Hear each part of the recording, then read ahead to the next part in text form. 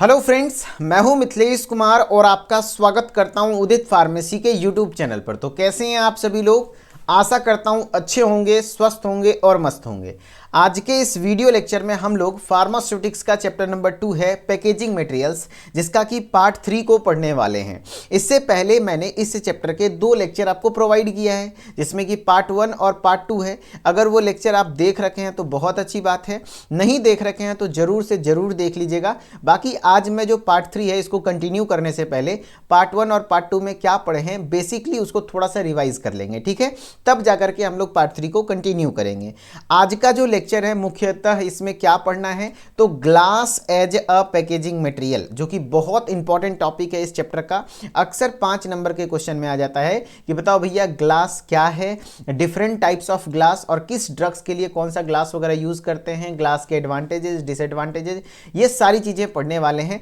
ध्यान से सुनिएगा। आज का क्लास यदि आप करते हैं तो आपके एग्जाम में 5 से 7 मार्क्स के क्वेश्चन कंफर्म हो जाते हैं और एग्जिट एग्जाम जो भविष्य में होने वाला है उसमें भी यहां से सवाल आएगा, क्योंकि एक इंपॉर्टेंट सेगमेंट है, उसको बिल्कुल भी नहीं छोड़ना होता। और मेरे पास बहुत अच्छा ट्रिक है, उस ट्रिक को मैं बता दूंगा, कभी नहीं भूलेंगे। और हर कोई कंफ्यूज होता है लेकिन आप कंफ्यूज नहीं होंगे। इसके लिए बस शर्त इतना होगा कि आप अपना जो ध्यान भटक रहा है आपका, उसको थोड़ा सा कंसंट्रेट करें, थोड़ा पेशेंसफुली इस लेक्चर को देखिएगा। सारी चीजें मैं आपके दिमाग में डाल दूंगा, इस बात की गारंटी है। वरना आप जो चाहे कमेंट करके जा सकते हैं, लेकिन अपना समय दीजिए, 100% सारी चीजें याद हो जाएंगी क्लास में, ठीक है? चलिए स्टार्ट करते हैं। अगर आप सिलेबस को देखते हैं चैप्टर नंबर 2 का, तो उसमें आपको जो पैकेजिंग मटेरियल्स है उसमें डिफरेंट टाइप्स ऑफ पैकेजिंग पढ़ना है, सिलेक्शन क्राइटेरिया पढ़ना है, advantages disadvantages of glass, plastic, metal, rubber as a packaging materials.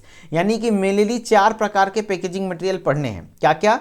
Glass, plastic, metal और रबर। तो इसमें से सबसे ज्यादा इंपॉर्टेंट ग्लास है। बाकी क्वेश्चन तो सबसे कभी ग्लास आ जाता है, तो कभी प्लास्टिक, तो कभी मेटल, तो कभी रबर, लेकिन ज्यादातर जो पूछा जाता है वो ग्लास पूछा जाता है। और एमसीक्यू जो बनता है सबसे ज्यादा ग्लास से बनता है। तो मैं आज के क्लास के बाद एमसीक्यू भी प्रैक्टिस करवाऊंगा, ठीक है? तो आज के टॉपिक का हमारा ग्लास ही रहने वाला है। तो ग्लास को स्टार्ट करते हैं, लेकिन उससे पहले मैंने बोला ना कि पार्ट 1 और पार्ट 2 में क्या पढ़ रखे हैं थोड़ा देख लेते हैं, ठीक है? और जो बच्चे नहीं देखे हैं जरूर देख लीजिएगा, मैं एक हिंट दे दे रहा हूं, और जो देख रखे हैं उनके लिए कहीं ना कहीं रिवीजन हो जाएगा, ठीक है? देखो, जब पार्ट 1 में हम लोगों ने बेसिकली क्या किया था, सिलेबस को देखा था और हम लोग पैकेजिंग क्या होता है इसके इंट्रोडक्शन को देखे थे। तो पैकेजिंग क्या होता है? आर्ट, साइंस और टेक्नोलॉजी है। किस चीज़ का? तो डिफरेंट टाइप्स ऑफ जो पैक किए जाते हैं ड्रग्स और प्रोडक्ट्स को, तो उसको पैक करने का जो आर्ट, साइंस और टेक्नोलॉजी है वही हमारा पैकेजिंग है। एंड पैकेजिंग के एडवांटेजेस क्या हैं, objectives of packaging, advantages of packaging पढ़े थे और उससे रिलेटेड कुछ एमसीक्यूज करे थे, और वो पहला क्लास हमारा खत्म हो गया था। अब दूसरे क्लास की बात करें तो डिफरेंट टाइप्स ऑफ पैकेजिंग अपने आप में एक ये भी बहुत इंपॉर्टेंट टॉपिक है। प्राइमरी पैकेजिंग, सेकेंडरी पैकेजिंग और टर्सरी पैकेजिंग। एक बार ध्यान से सुनिएगा, रिवाइज करा देता हूँ। जब कोई भी डोजेस फॉर्म है, मान लिया जाए टैबलेट, कैप्सूल, इमल्सन, सस्पेंशन, कोई भी मान लेते हैं, कोई एक डोजेस फॉर्म में उसकी पैकेजिंग होती है, तो उसका पैकेजिंग का 3 प्रकार। पहला तो होता है प्राइमरी पैकेजिंग, जब उसको ऐसे इस तरीके की पैकेजिंग होती है जहां पर जो प्रोडक्ट है या ड्रग्स है वो डायरेक्टली पैकेजिंग मटेरियल के कांटेक्ट में रहता है ना? यहां पर देख लो, ये ब्लिस्टर पैक कहलाता है। तो इसमें जो पैकेजिंग मटेरियल है, प्लास्टिक है, ऊपर से जो प्लास्टिक रहता है, तो उससे दवा एकदम टच कर रही है, कांटेक्ट में, डायरेक्टली कांटेक्ट में, तो प्राइमरी पैकेजिंग। अब ऐसे ऐसे कई सारी दवा की पत्तियों को इस तरीके से कार्ड, मतलब कहीं ना कहीं पेपर बॉक्स में डाला जाता है, तो ये आपका इसके ऊपर प्राइमरी के ऊपर जो कवर डाला जाता है वो सेकेंडरी पैकेजिंग। एंड ऐसे ऐसे कई सारे बॉक्सेस, अगर उसे बहुत ज्यादा मात्रा में, बल्क मात्रा में कहीं ट्रांसपोर्ट करना है या हैंडलिंग करना है, स्टोर करना है, तो उसके लिए बड़े बड़े कार्टून में उसको डाल दिया जाता है, जिससे कि उसको अच्छे से रखा जा सके और उसका ट्रांसपोर्टेशन अच्छे से हो सके। तो उस प्रकार की पैकेजिंग को टर्सरी पैकेजिंग कहते हैं। अब इस तीनों प्रकार के पैकेजिंग को हमने अच्छे से समझाया था और 1 बाय 1 सारे पैकेजिंग को क्लियर किया था। तो आप इस लेक्चर को भी जरूर देख लीजिएगा, अगर देखे होंगे तो बहुत अच्छी बात है, ठीक है? फिर क्वेश्चंस करे थे। अब हमारा बारी आ जाता है तीसरा नंबर लेक्चर, ठीक है। तो चलिए शुरू करते हैं। मैंने क्या बोला, थोड़ा पेशेंस रखिएगा तभी मजा आएगा, ठीक है। चलो, different types of packaging material कितने प्रकार के होते हैं, जैसे कि ग्लास भी होता है, जो कि ग्लास का देखो अलग अलग प्रकार की पैकेजिंग दिख रही है ना, दवाओं का अलग अलग, कभी दवा को ग्लास में तो कभी प्लास्टिक में, कभी मेटल मतलब जैसे एल्युमिनियम लीड वगैरह में, टीन वगैरह में दवा को होता है पैक किया होता है। तो glass, metal, plastic, rubber, foil, fibrous material अलग अलग प्रकार के होते हैं, और भी कुछ होते हैं, लेकिन हम लोगों को जो पढ़ना है ग्लास, मेटल, प्लास्टिक, रबर, है ना। तो इसके की जो पैकेजिंग मटेरियल है इसको पढ़ना है, ठीक है। जैसे आप देख रहे होंगे कि different types of packaging material है। एक प्रकार का है स्ट्राइप्स पैकेजिंग, जिसमें कि आपका एल्युमिनियम फॉयल रहता है कहीं ना कहीं। ब्लिस्टर पैक, यहाँ पर प्लास्टिक, ऊपर वाला जो कवर होता है प्लास्टिक का होता है, पीछे एल्युमिनियम होता है। बॉटल्स वगैरह प्लास्टिक के भी होते हैं, ग्लास के भी होते हैं। वाइल्स ग्लास के होते हैं, ऊपर रबड़ का क्लोजर लगा होता है। एम्प्यूल्स ग्लास का बना होता है। तो अलग अलग पैकेजिंग मटेरियल का उपयोग होता है, ठीक है। तो इसी को हम लोग अच्छे से समझने वाले हैं, और आज के क्लास का जो मुख्य टॉपिक है वो ग्लास है, जो कि सबसे ज़्यादा यूज़ किया जाता है एज ए पैकेजिंग मटेरियल के तौर पर, इसलिए ये इंपॉर्टेंट हो जाता है, ठीक है। ध्यान से समझिएगा। कह रहा है क्या, glass has been widely used, क्या बोल रहा है, glass has been widely used as a drug packaging materials. कहने का मतलब है दवाओं को जब पैक करने की बात होती है तो सबसे ज़्यादा जो पैकेजिंग मटेरियल के तौर पर यूज़ होता है वो क्या है मेरे भाई, ग्लास है। वो क्या है, ग्लास है, जो सबसे ज़्यादा उपयोग में आता है एज ए पैकेजिंग मटेरियल के तौर पर, ठीक है। ये किससे किससे बना होता है, it is composed of sand, soda S, limestone और क्यूलेट। क्या क्या, सैंड, सोडा एस, लाइमस्टोन और क्यूलेट से मिलकर बना होता है कोई भी ग्लास हो, ठीक है। और ग्लास के प्रिपरेशन में जनरली कौन कौन से एलिमेंट यूज होते हैं, जैसे कि सिलिकॉन यूज होता है, एल्युमिनियम यूज होता है, सोडियम यूज होता है, पोटेशियम यूज होता है, कैल्शियम, मैग्नीशियम, जिंक, ये सब जनरली जो यूज होते हैं ग्लास के प्रिपरेशन में, ठीक है। कई बार ऐसे करके क्वेश्चन आ जाएगा कि बताओ भैया कौन सा एलिमेंट है जो ग्लास के प्रिपरेशन में यूज नहीं होता है, ठीक है। तो आपको एग्जैक्टली याद रखना है। तो इसका आपका मैंने एक ट्रिक बना रखा है, ध्यान से सुनिएगा। एक ट्रिक है, आलसी नाका, नाका मांगे मांगे जिंक पोटेशियम, है ना। आलसी नाका मांगे जिंक पोटेशियम, कहने का मतलब है ये लाइन अगर याद रख लेते हैं तो पूरा एलिमेंट आपको पता चल जाएगा कि कौन कौन सा यूज होता है ग्लास के प्रिपरेशन में। तो आलसी नाका मांगे जिंक पोटेशियम, तो आलसी यानी कि AlSi, Al मतलब हो गया एल्युमिनियम, सिलिकॉन, फिर Na है ना, सोडियम, Ca कैल्शियम, में Mg मांगे मतलब मैग्नीशियम, और जिंक पोटेशियम, ठीक है, के मतलब पोटेशियम। तो इस प्रकार से ग्लास होते हैं, ठीक है। अब डिफरेंट टाइप्स ऑफ देखे होंगे आपने, ये आपका एम्प्यूल कहलाता है, ये आपका वाइल कहलाता है। अच्छा, एम्प्यूल और वाइल में अंतर आपको पता है। देखिए, जब आप दवा को, जो एक होता है multi dose container, multi dose container जानते हो, जब उसमें से दवा आप क्या करते हैं, कहीं ना कहीं 2 बार में 3 बार में निकालते हैं, है ना, 5-5 ml करके निकाले, 10 ml का, 20 ml का वाइल वगैरह होता है, और उसके ऊपर एक रबर का क्लोजर लगा होता है। यहाँ पे नीडल इंजेक्ट करते हैं, यहाँ से दवा कुछ मात्रा में निकाले, फिर थोड़ा देर बाद निकाल लेते हैं, यानी कि अलग अलग डोज बनाने के लिए। लेकिन जो एम्प्यूल होता है उसमें सिंगल डोज कंटेनर होता है। एक बार अगर एम्प्यूल ब्रेक कर दिए तो उसको फिर वापस से दवा रख नहीं सकते, अगर रखेंगे तो कंटामिनेट हो जाएगा, तो उसको एक ही बार में यूज़ करना होता है। तो वो होता है एम्पूल, और ये होता है वाइल, ठीक है। तो अलग अलग प्रकार के ग्लासेस होते हैं। कुछ ऐसे ग्लास होते हैं जो ट्रांसपेरेंट होते हैं, कुछ ऐसे होते हैं, कुछ ऐसे ग्लास होते हैं जो कहीं ना कहीं ब्राउन कलर के होते हैं, जिसको कि फार्मेसी में हम लोग एम्बर कलर कंटेनर कहते हैं। यहाँ से एम्स में सवाल आया हुआ है, एम्स फार्मासिस्ट का जो क्वेश्चन था, ध्यान से सुनिएगा, वो सब भी पता चलेगा, ठीक है। Glass as a advantage, glass जो प्लास्टिक पैकेजिंग मटेरियल के तौर पर यूज होता है, इसके क्या क्या एडवांटेजेज हैं, सिलेबस में आपको पढ़ना है। जो भी पैकेजिंग मटेरियल है सभी का एडवांटेज और डिसएडवांटेज। एडवांटेज यानी कि फायदा क्या है ग्लास को यूज करने का, सबसे पहले ये क्या होता है, हाइजेनिक होता है, हाइजेनिक यानी साफ सुथरा होता है, और इसको स्टरलाइजेशन किया जा सकता है। स्टरलाइजेशन वह प्रक्रिया होती है जिसके द्वारा कोई भी प्रोडक्ट है या कोई भी चीजें हैं उसको पूरे तरीके से माइक्रोब्स से फ्री कर दिया जाता है, सूक्ष्म जीव उसमें एक भी नहीं रहा जाता है। मान लो ग्लास को हम क्या कर लेंगे, ग्लास को एकदम गर्म खौलते हुए गर्म पानी में डाल देंगे, जिससे कि उसमें जो भी माइक्रोब्स होगा वो मर जाएगा, जिससे कि वो हमारा दवा कंटामिनेट नहीं होगा। तो ये हाइजीनिक होता है, साफ होता है, प्लस आपका स्टेरलाइज किया जा सकता है, इसका एक बहुत बड़ा एडवांटेज है। दूसरा है कि they are relatively non reactive, ये रिलेटिवली अदर चीज़ों के कंपेरिजन में, जैसे प्लास्टिक के कंपेरिजन में या मेटल के कंपेरिजन में नॉन रिएक्टिव होता है। नॉन रिएक्टिव होने से फ़ायदा क्या है, देखो कोई भी दवा आप जब रखते हो ग्लास ग्लास में तो कंटेनर में, तो वो दवा भी तो अपने आप में एक केमिकल है, और वो केमिकल से अगर जो ग्लास आपस में रिएक्शन कर लेगा तो वो दवा का सेल्फ लाइफ खत्म हो जाएगा, यानी कि कहीं ना कहीं दवा खराब हो जाएगी, उतना इफेक्टिविटी नहीं रह जाएगा। तो जो आपका पैकेजिंग मटेरियल है उसका इनर्ट होना जरूरी होता है। इनर्ट मतलब है कि वो आप दवा से कहीं ना कहीं रिएक्शन करके दवा की प्रॉपर्टी को खराब ना करे, है कि नहीं। तो ये नॉन रिएक्टिव होते हैं जनरली, तो ये भी अच्छा होता है कि दवा से ये रिएक्ट नहीं करते हैं, ठीक है। They can be easily labelled, है ना, इसको इजिली लेबल किया जा सकता है। लेबलिंग मतलब उसके ऊपर जो भी डिटेल्स वगैरह लिखना है आसानी से लिखा जा सकता है। And they have good protection power, यहाँ पर दवा सुरक्षित भी ठीक ठाक रहती है। एंड दे आर ट्रांसपेरेंट, ये ट्रांसपेरेंट होता है ग्लास, अक्सर अंदर क्या रखा है वो सारी चीज़ें आप देख सकते हैं, कैसा है नहीं है। They are available in various size and shape, अलग अलग साइज और शेप में आपको मिल सकता है ग्लास, मैंने दिखा दिया जैसे कि। फिर है they can withstand variety of temperature, glass को आप अलग अलग टेम्परेचर में भी रख सकते हैं, ये अलग अलग प्रकार के टेम्परेचर को झेल सकता है ना। They are economical and easily available, ये इकोनॉमिकल यानी कि कहीं ना कहीं सस्ता होता है और ईजिली अवेलेबल होता है, और ये they do not deteriorate with age, यानी कि जैसे आपका ग्लास है, आज अगर आपका ग्लास कंटेनर है तो ऐसा नहीं है कि 10 साल बाद ये कहीं ना कहीं खराब हो जाएगा। डेटोरिएट याना मतलब सड़ना, एक तरीके से सड़ेगा नहीं ना, क्योंकि ग्लास खराब होने वाली चीज़ नहीं है। तो इसका ये सब कुछ एडवांटेजेस था। चलो अब डिसएडवांटेजेस पर आ जाते हैं कि डिसएडवांटेजेस क्या है। तो डिसएडवांटेजेस है कि जब ग्लास आप यूज़ करते हैं तो कहीं ना कहीं ये थोड़ा सा रिलेटिवली हैवी होता है, प्लास्टिक के कंपैरिजन में थोड़ा भारी होता है ना। फिर इसका अगर जो भारी है तो इसका ट्रांसपोर्टेशन कॉस्ट महंगा हो जाता है, और इसका ट्रांसपोर्टेशन थोड़ा सा बढ़िया से करना पड़ता है, सावधानी से, नहीं तो ये फूट भी सकता है ना, क्योंकि फ्रेगाइल नेचर का होता है। Glass is fragile so easily broken, fragile उसको कहते हैं भंगुर, जो आसानी से टूट जाए, एक बार गिरे फूट जाए। एम्पुल को अगर एक बार जोर से गिरा दोगे फूट जाएगा, प्लास्टिक का कंटेनर फूटेगा नहीं, तो ये उसी को फ्रेगाइल कहते हैं, इजिली ब्रोकन हो जाता है। तो ये भी एक प्रकार का कहीं ना कहीं डिसएडवांटेजेस हैं।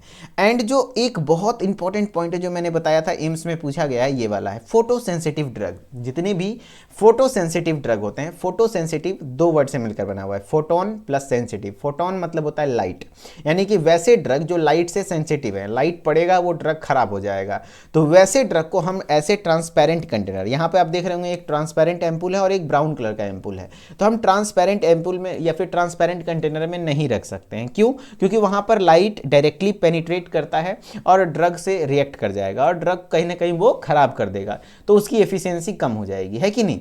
तो वैसा दवा जो कि फोटो सेंसिटिव है, यानी कि जो वैसी दवा जो कि आपका लाइट से कह सकते हैं कि रिएक्टिव है, लाइट को देख करके खराब हो सकता है, तो वैसी जो आपके क्या कहते हैं कंटेनर होते हैं, वैसे मतलब ड्रग्स होते हैं, वैसे ड्रग्स को हम लोग ब्राउन कलर के कंटेनर में रखते हैं, जिसको कि फार्मेसी की भाषा में एम्बर कलर्ड कंटेनर कहते हैं। देखो वही लिखा है, photo sensitive drug can not be protected in the transparent glass container. अगर जो फोटो सेंसिटिव ड्रग है यानी लाइट से सेंसिटिव ड्रग है, तो वो ट्रांसपेरेंट ग्लास कंटेनर में प्रोटेक्टेड नहीं रहता है। ओनली एम्बर कलर, एम्बर मतलब कहीं ना कहीं ब्राउन होता है, only amber coloured container can protect photosensitive drug. ये देखो एम्बर कलर होगा तो इससे डायरेक्टली लाइट इसको पेनिट्रेट नहीं कर पाएगा, है ना। तो आपका कहीं ना कहीं ये सब देखो एम्बर कलर कंटेनर है, जो कि आपने ब्राउन कलर के देखे होंगे, तो उसमें वैसे ड्रग्स हैं जो कि आपका फोटोसेंसिटिव है। अगर वाइवा में आपसे सवाल आ जाए कि बताओ भाई कि बहुत सारे ऐसे प्रिपरेशन होते हैं, फार्मास्यूटिकल प्रिपरेशन होते हैं, जिसको कि ट्रांसपेरेंट कंटेनर में ना रख के बल्कि एम्बर कलर में रखा जाता है, तो क्यों?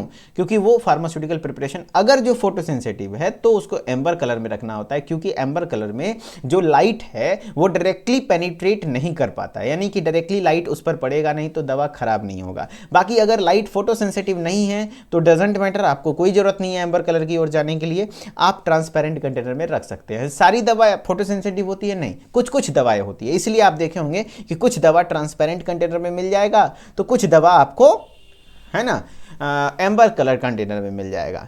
Once broken it can not be joint back, एक बार अगर टूट गया ग्लास आपका तो दोबारा ये ज्वाइन नहीं किया जा सकता है, ये भी इसका एक बार डिसएडवांटेज है। अब आप टाइप्स ऑफ ग्लास, यहां से भर भर के सवाल आते हैं, डिफरेंट टाइप्स ऑफ ग्लास। मैं आपको एक चार्ट दिखाता हूं, उसके बाद आप अच्छे से पढ़ पाएंगे।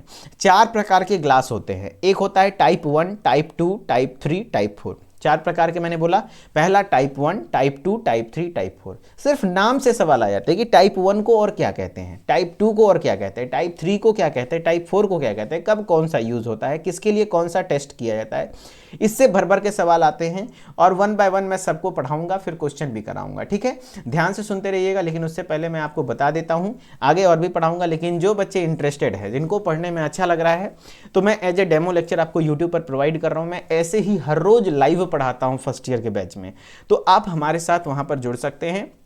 कई सारे बच्चे है ना, वो वहाँ पे हमारे साथ लाइव पढ़ते हैं, टेस्ट देते हैं, उनका परफॉर्मेंस अच्छा होता है। ज़्यादा मेहनत नहीं करना, मैं आपको बस 1 घंटा डेली पढ़ाऊंगा। अगर 1 घंटा आप मुझे अपना समय देते हैं, मैं जो पढ़ाऊंगा, और 1 घंटा आप खुद पढ़ते हैं, यानी 2 घंटा अगर आप फार्मेसी को दे देते हैं, तो मैं लिख के देता हूं कि आपका एक भी पेपर में बैक नहीं लगेगा, है ना। First year, second year, exit exam, हर चीज़ आपका क्लियर होगा एक बार में। ठीक है, बशर्ते आपको 1 घंटे समय देना पड़ेगा। इसके लिए आपको क्या करना है, आप हमारे उदित फार्मेसी ऐप पर डी फार्मा फर्स्ट ईयर का जो वीडियो लेक्चर कोर्स है, इसे परचेज कर सकते हैं। इसे परचेज करने पर आपको क्या क्या मिलेगा, न्यू बैच है 2025 के लिए, यहां पर अभी बहुत ज्यादा नहीं पढ़ाई हुआ है, हर सब्जेक्ट में 1-1, 2-2 चैप्टर ही हुआ है, तो बहुत ज्यादा छूटा नहीं है, और जो भी छूटा हुआ है उसका रिकॉर्डेड लेक्चर आपको मिल जाएगा। ठीक है, देखो रिकॉर्डेड वीडियो सबसे पहले आपको पूरे सिलेबस का मिल जाता है एक्सपर्ट टीचर्स के द्वारा। ठीक है, लेकिन जो लाइव क्लासेस चलती हैं, डेली लाइव क्लासेस में भी सिलेबस कंप्लीट कराया जाता है, वो मैं पढ़ाता हूं हर रोज शाम के 7 से 8, बहुत अच्छे तरीके से। आपका टेस्ट वगैरह सारी चीजें होती है। जैसे क्लास कंप्लीट होगा, ई बुक पीडीएफ नोट्स प्रोवाइड करता हूं एंड चैप्टर वाइज एक्सरसाइज। अगर चैप्टर कंप्लीट हुआ तो उससे जितने भी important short question, long question, सब कुछ, और स्पेशल एक एमसीक्यू क्वेश्चन कराता हूं। एमसीक्यू पर इसलिए इतना जोर दे रहा हूं क्योंकि आपका जो अब एग्जिट एग्जाम होना तय है, तो वहां पर आपका काम आएगा, प्लस आपके बोर्ड एग्जाम में भी एमसीक्यूज आते हैं। सिर्फ एमपी में नहीं आता है, तो एमपी वाले बच्चे के लिए भी मैं यहां लॉन्ग क्वेश्चन, शॉर्ट क्वेश्चन करवा देता हूं। ऑल इंडिया आप जहां से भी हैं, वेस्ट बंगाल से हैं, मध्य प्रदेश से हैं, बीटी यूपी से हैं, राजस्थान से, महाराष्ट्र से, उड़ीसा से हैं, कहीं से भी हैं, आप कर सकते हैं, क्योंकि ऑल इंडिया पीसीआई का सिलेबस सेम है। और मैं पिछले 5 वर्षों से डी फार्मा के बच्चों को, हर एक स्टेट बच्चे को गाइड कर चुका हूं, तो मुझे हर जगह का क्वेश्चन पता है कि क्या आता है क्या नहीं आता है। मैं जो बता दूंगा पेपर वही आता है। ठीक है, बस आपको थोड़ा सा पढ़ना पड़ेगा, तभी तो आप उतना चीज पढ़ भी पाएंगे लास्ट टाइम पर। इसलिए चैप्टर वाइज टेस्ट आपको प्रोवाइड करते हैं हम लोग, live chat, bilingually, exit exam guidance अभी से ही मिलेगा। एंड अगर आप बुक मंगवाना चाहते हैं तो आप हमारे बुक को भी मंगवा सकते हैं। डी फार्मा फर्स्ट ईयर का एग्जाम गाइड है, आपको इस नंबर पर कॉल करना है अगर जो किसी प्रकार का टेक्निकल एरर आता है, तो अगर आपको ऐप रिलेटेड कोई समस्या आ जाए। बाकी अगर आप इस चीजों को एनरोल करना चाहते हैं तो आपको करना क्या है, प्ले स्टोर पर जाना है, उदित फार्मेसी सर्च करना है, ऐप को इंस्टॉल करना है, नाम ईमेल आईडी डाल के लॉगिन कर लेना है, एंड कोर्सेज वाले सेक्शन में जाएंगे तो फर्स्ट ईयर का कोर्स, सेकेंड ईयर का कोर्स, फर्स्ट ईयर की गाइड, सेकेंड ईयर की गाइड, सारी चीज़ें यहीं पर मिल जाएंगी। और अगर आपको इनको ज्वाइन करने में अगर कोई दिक्कत होता है, परचेज करने में कोई प्रॉब्लम होती है, तो आप इस नंबर पर कॉल कर लीजिएगा। सुबह 8 से शाम के 6 बजे तक हमारी टेक्निकल टीम आपको कंप्लीटली हेल्प करेगी। ठीक है, एंड सॉरी फॉर डिस्टर्बेंस, ये पार्ट ऑफ प्रमोशन था। बाकी अभी हम लोगों को अपने टॉपिक पर आते हैं, कोई बात नहीं है। ठीक है, हम लोग क्या पढ़ रहे थे, different types of glass. Glass के 4 प्रकार होते हैं, है ना, मेनली। कितने प्रकार, 4 प्रकार। सब लोग कमेंट में बताइएगा कितने प्रकार, 4 प्रकार। कौन कौन सा, हाईली, जो पहला होता है टाइप 1, जिसको हम लोग बोरोसिलिकेट ग्लास कहते हैं। ध्यान से सुनना, यहीं से क्वेश्चन आता है। Type 1 glass is also known as borosilicate glass. Type 2 glass is known as treated soda lime glass. तीसरा सोडा लाइम ग्लास। चौथा general purpose soda lime glass. Total 4 प्रकार के ग्लास होते हैं।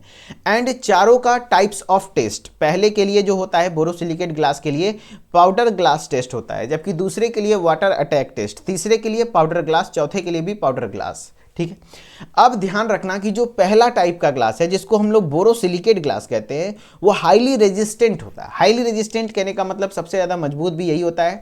कहने का मतलब हुआ कि किसी प्रकार के केमिकल से जल्दी रिएक्शन नहीं करेगा, किसी प्रकार के हीट, बहुत ज़्यादा हीट को भी ये झेल सकता है, टेम्परेचर को भी झेल सकता है, तो सबसे ज़्यादा रेजिस्टेंट होता है। तो इसलिए सबसे बेस्ट भी बोरोसिलिकेट हुआ। जितना भी आप देखते हैं एम्पुल, वाइल वगैरह, वो सब कहीं ना कहीं बोरोसिलिकेट से बना होता है। और जो लैब इक्विपमेंट, बीकर वगैरह, फनल वगैरह देखते हैं, वो सब बोरोसिलिकेट ग्लास से बना होता है। पूछेगा सवाल में, बताओ ये सबसे ज्यादा रेजिस्टेंट, सबसे ज्यादा हीट रेजिस्टेंट, सबसे ज्यादा इनर्ट या न्यूट्रल ग्लास कौन सा है, जो कि सबसे अच्छा यूज होता है पेरेंटल फॉर्मुलेशन यानी इंजेक्शन के लिए, तो वो बोरोसिलिकेट ग्लास है। ठीक है, दूसरा ट्रीटेड सोडा लाइम ग्लास, तीसरा सोडा लाइम ग्लास, चौथा general purpose soda lime glass. अब नाम में कंफ्यूजन होता है, इसमें भी सोडा लाइम ग्लास देखो इसमें भी सोडा लाइम ग्लास, इसमें भी सोडा लाइम ग्लास, इसमें भी सोडा लाइम ग्लास। कैसे याद रखेंगे? तो मैं आपको बताता हूँ एक ट्रिक, यही ट्रिक के बारे में बताया था स्टार्टिंग में। दूसरे नंबर को कहते हैं ट्रीटेड सोडा लाइम ग्लास। अब ये ट्रीटेड क्या होता है? तो समझो बात को, नाम में है कि जिसके पास 2 गर्लफ्रेंड रहती है ना, वो ज्यादा टर्टर करता है, वो ज्यादा क्या करता है? टर्टर करता है, यानी कि ट्रीटेड सोडा लाइम ग्लास। लेकिन अगर जैसे ही वो 3 बनाता है तो तीसरी आती है और उसका टटरी ना सब निकाल देती है, तो टटरी खत्म हुआ तो बचा क्या? Soda lime glass. एंड चौथा जो होता है, 4 को आते ही गर्लफ्रेंड उसके लिए जनरल हो जाती है कि खेल खत्म, है ना, तो general purpose soda lime glass. क्या हुआ? टाइप 1 सबसे ज्यादा रेजिस्टेंट बोरोसिलिकेट ग्लास, दूसरा आएगा ज्यादा टर्टरी करता है तो ट्रीटेड सोडा लाइम ग्लास, तीसरा सोडा लाइम ग्लास, चौथा जनरल क्या कहते हैं पर्पस सोडा लाइम ग्लास। अब टेस्ट कैसे याद रखोगे? तो पहला का हो जाता है पाउडर ग्लास, तीसरा का भी पाउडर ग्लास, चौथा का भी पाउडर ग्लास, बस एक है वाटर अटैक। तो किसको हम वाटर अटैक देंगे? जिसके पास क्या हो, जो ज्यादा टटर करेगा। और टटर कौन करेगा? दूसरा, जिसके पास 2 गर्लफ्रेंड हो, यानी कि टाइप 2 को ट्रीटेड सोडा लाइम ग्लास कहते हैं।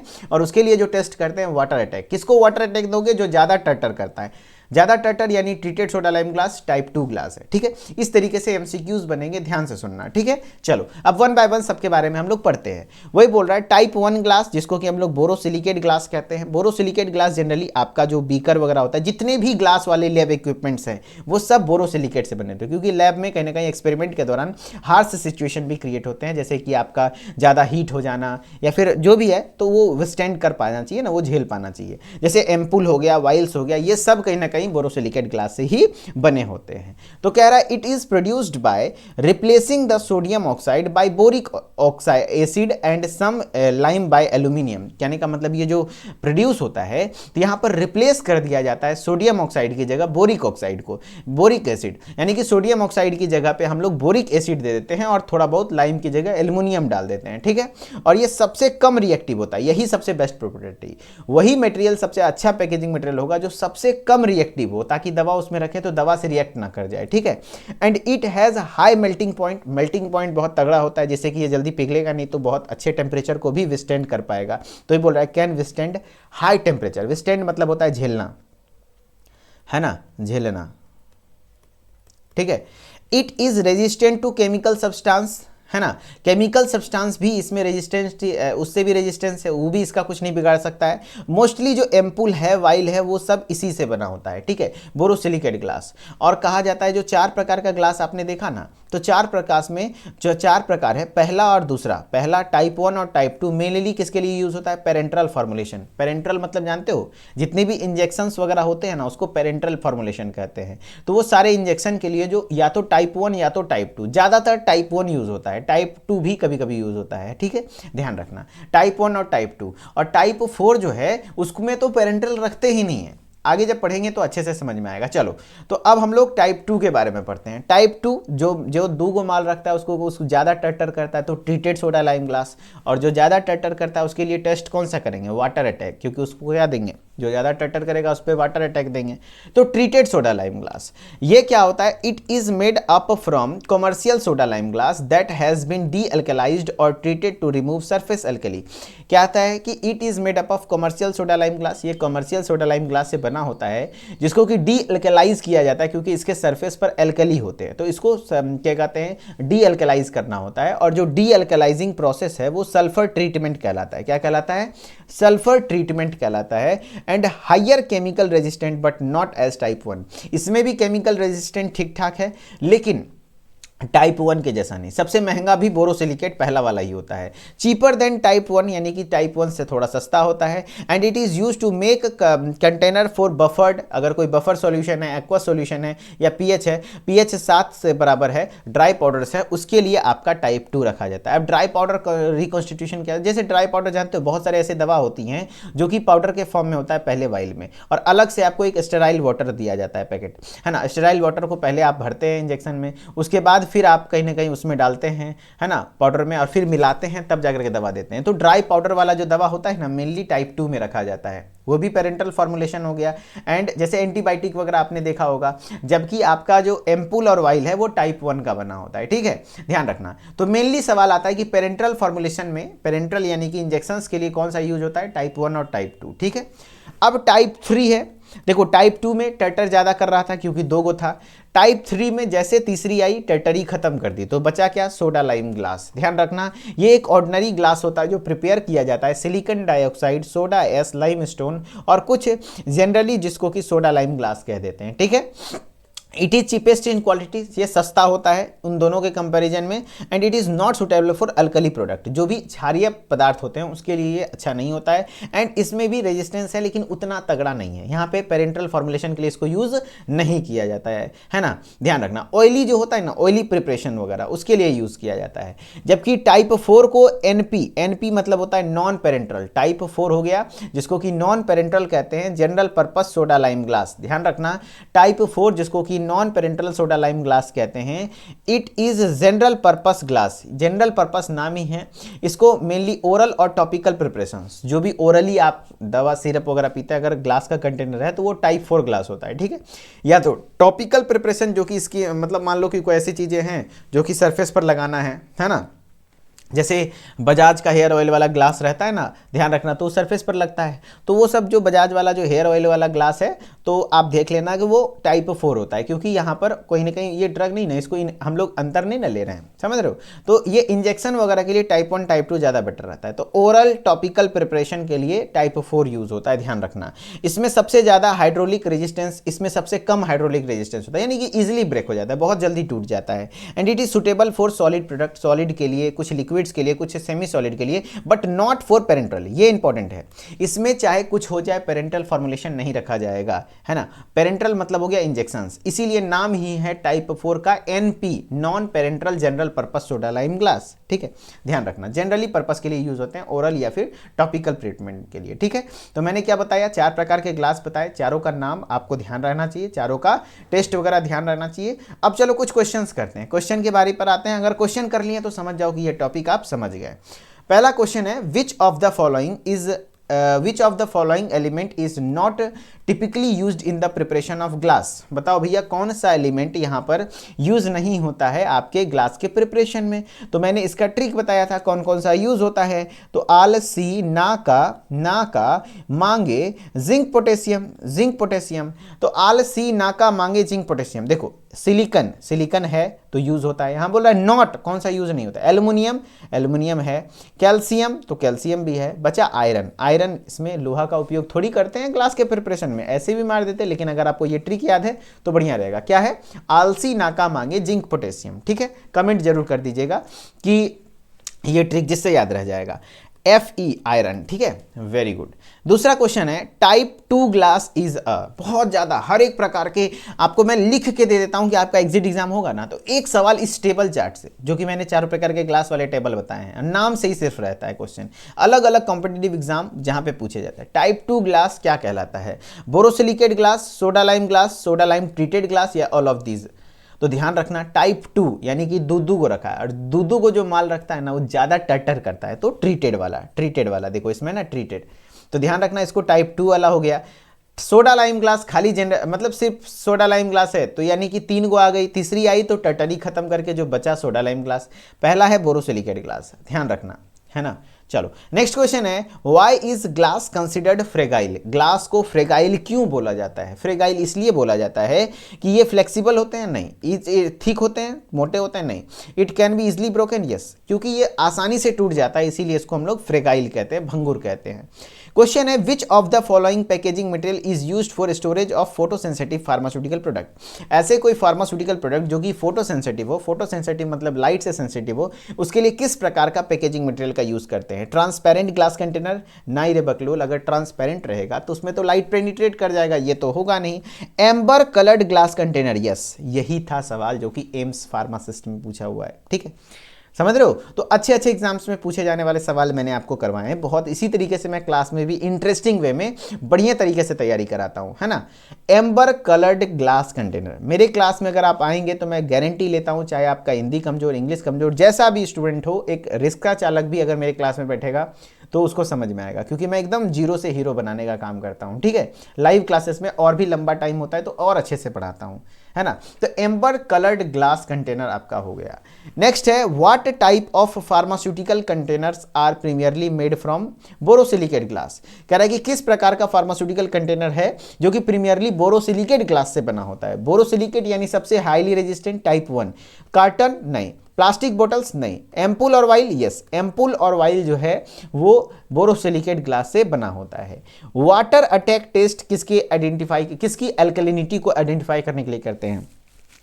तो याद कीजिएगा हमने टेस्ट बताया था, तो चारों प्रकार के ग्लास में सबका पाउडर ग्लास टेस्ट था, बस एक का था जो वाटर अटैक था। और वाटर अटैक किसको देंगे, जो ज़्यादा टर्टर करेगा। और टर्टर कौन करता है, जिसके पास दूग रहता है, यानी टाइप 2 ग्लास।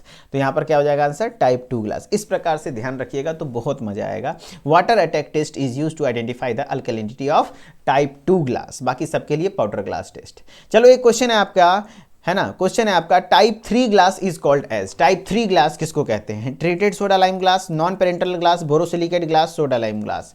तो आप सोचो कि टाइप 2 क्या था, ट्रीटेड, क्योंकि 2 गो है तो टटर करेगा, तीसरी आएगी तो ट्रीटेड हटा देगी, टटर ही हटा देगी, तो बचेगा क्या, सोडा लाइम ग्लास, यानी टाइप 3 क्या हो जाएगा, सोडा लाइम ग्लास। बाकी और भी बताइए, borosilicate type 1, non parental type 4, याद कीजिए, एंड टाइप जो ये है टाइप 2 है। इस तरीके से आपका टाइप 3 हो जाएगा सोडा लाइम ग्लास, है ना।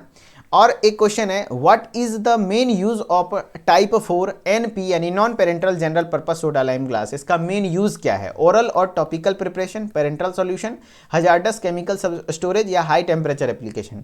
तो भैया टाइप 4 मैंने बताया ना जनरल पर्पस, यानी ओरली, जो दवा ओरली लेते हैं सिरप एमल्सन के लिए, या तो आपका प्रिपरेशन जो होता है टॉपिकल प्रिपरेशन, यानी कि जो सरफेस पर लगाने वाली चीज़ें होती हैं, स्किन पर लगाने वाली चीज़ें होती हैं, उसके लिए उपयोग होता है। तो ये हो गया ओरल और टॉपिकल प्रिपरेशन, ठीक है। तो इस प्रकार से आपका ये क्लास ओवरऑल फिनिश होता है। कैसा रहा क्लास आप जरूर कमेंट में बताइएगा, कमेंट में जरूर बताइएगा कि कैसा रहा क्लास, अच्छा लगा, खराब लगा, और आपको इस तरीके से पढ़ना अच्छा लग रहा है। बाकी जो कुछ कमी दिख रही होगी तो आप कमी भी बता सकते हैं, जिससे कि मैं अपने आप को बहुत बेहतर इंप्रूव करूं। बाकी आपके जो पॉजिटिव कमेंट्स होते हैं मुझे मोटिवेट करते हैं, ताकि मैं ऐसे लेक्चर्स आपके लिए यूट्यूब पर भी लूँ। बाकी आप लोग हमारे साथ बने रहिए, अच्छे से पढ़ते रहिए। बाकी आपके कुछ पर्सनल डाउट वगैरह हैं जो मुझसे डायरेक्टली कॉन्टैक्ट करना चाहते हैं, तो ये है मेरा Instagram ID Mithilesh sir official, जहाँ पर मोर देन 7000 स्टूडेंट हमारे साथ कनेक्टेड हैं। आप भी रहिए, हर एक अपडेट आपको टाइमली मिलता रहेगा। और यहाँ पर थोड़ा सा टीचर के साथ मैं मस्ती मजाक मूड में भी रहता हूँ, और मस्ती मजाक के साथ कुछ अच्छी अच्छी चीज़ें सिखाने का प्रयास करता हूँ। तो मिथिलेश सर ऑफिशियल मेरा इंस्टाग्राम ID है, वहाँ से भी आप हमारे साथ कनेक्टेड रह सकते हैं, जिससे कि आपको हर एक अपडेट टाइमली मिले। बाकी फिर मिलते हैं नेक्स्ट लेक्चर में, तब तक के लिए धन्यवाद। Okay bye bye. एंड आपने इतना समय दिया, बहुत बहुत धन्यवाद again. Okay, thank you so much.